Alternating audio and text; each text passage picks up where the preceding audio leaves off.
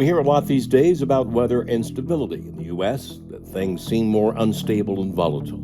Everything from drought, hotter temperatures, harsher winters, to severe weather, hurricanes, to more earthquakes. This video looks at U.S. key military environmental modification programs over the years to try to ascertain how successful this technology has become. The term environmental modification techniques refers to any technique for changing, through the deliberate manipulation of natural processes, the dynamics, composition, or structure of the Earth. It was reported by the United Nations in May 1977, quote, U.S. military scientists are working on weather systems as a potential weapon. The methods include the enhancing of storms and the diverting of vapor rivers in the Earth's atmosphere to produce targeted droughts or floods. On August 17, 2023, Helena Global Research stated, directed energy weapons, DEWs, use electromagnetic energy via energy lasers and high-power microwave rays. Lockheed, Northrop, and Raytheon are in various stages of testing DEW-directed energy laser weapons. In the U.S., DEW research has been conducted by several agencies linked to the Pentagon, including DARPA, the Air Force Research Laboratory, the Office of Naval Research, and other agencies. Weather modification techniques have been studied since the late 1940s. Some of us can remember how during the Vietnam War, cloud seeding practices were used to prolong the monsoon season to block enemy supply routes along the Ho Chi Minh Trail. However, weather modification research took a quantum leap forward in 1992 when the U.S. government's HARP system of antennas were constructed in Gokona, Alaska. While HARP was shut down in 2014, weather modification techniques have in the course of the last 10 years become increasingly sophisticated and precise as a result of the HARP program. From HARP, the U.S. military developed advanced capabilities that enable it selectively to alter weather patterns.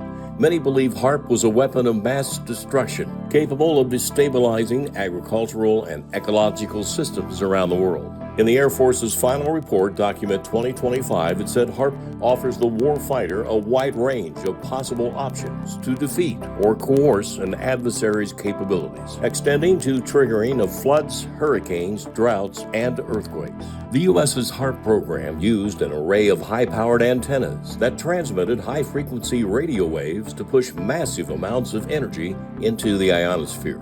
It allowed small localized changes in ionospheric temperature to study physical reaction studies by other instruments, either at or close to the HARP site. HARP could then operate as a gigantic heater to induce ionospheric modification with a view to altering weather patterns and disruptions in communications and radar. With heat, their researchers were able to create weather irregularities to test the effects on satellite-to-ground radio systems without having to wait for Mother Nature to generate conditions. Many think the success of HARP and all the conspiracy theories it generated were nothing more than science fiction. The Air Force abandoned HARP in 2014, handing over the facility to the University of Alaska Fairbanks. Since HARP, the Pentagon has built more advanced facilities elsewhere. But significant interest surrounded the original HARP program also for wild stories of caribou walking backwards, human mind control, and beliefs that HARP scientists could change the weather. University of Alaska professors Brian Rogers and Bob McCoy wince at the speculation. So why did the university decide to acquire HARP's equipment? McCoy said in 2014, even though it's esoteric and hard to understand, it's the best. He also said the facility is the best tool to study a region above the Earth we know little about. Of 3 ionospheric heaters in the world, HARP was always considered the most powerful and agile of them all. The University of Alaska now rents out the equipment to interested scientists looking to conduct their own ionospheric research using HARP. The university offers travel to Central Alaska on 2-week campaigns, with the transmitters fired for 10 hours each day. The burning question is, has the U.S. government really been totally successful in bringing about environmental and weather modification for strategic military purposes? And if so, how also could the technology be used for other good purposes, possible nefarious control and intent for the world's people? This is H.A. Graves.